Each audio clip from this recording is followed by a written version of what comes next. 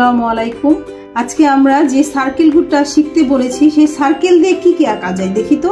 সেই সার্কেল দিয়ে যেমন আমরা একটা আপেল আঁকতে পারবো। যারা সার্কেল আঁকা শিখে ফেলেছে কয়েকদিনের মধ্যে তারা ইচ্ছে করলেই একটা গোল সার্কেল দিয়ে দাগ দিলে এই তো হয়ে গেল আপেল। এটা আপেল। আমরা আবার দেখো সি দিয়েও কিন্তু লিখতে পারি, অক্ষর দিয়েও কিন্তু আমরা ড্রয়িং করতে পারি। দুইটা সি দুই রকম ভাবে যদি আমরা লিখি, উল্টো করে একটা একটা ভাগ করে, এই যে আপেল হয়ে গেল, এই যে আরেকটা আপেল হয়ে গেল। আবার আমরা সার্কেল দিয়ে কি আঁকতে পারি, সার্কেল দিয়ে আমরা একটা কলস আঁকতে পারি। একটা সার্কেল, সার্কেলের উপরে এই যে ওভাল শিখতে বলেছিলাম, যে ওভালটা আমাদের কাজে লাগবে বলেছি, সেই ওভালটা হচ্ছে এখন আমরা এই যে মুখের এখানে দিব, এই একটু গলাটাকে বাঁকা করে দিলে এই তো আমাদের হয়ে গেল কলস, যেগুলো আমরা নর্মালি আঁকা করেছি। আচ্ছা, কলস। আর কি হয়, সার্কেল দিয়ে হয় হচ্ছে কমলা।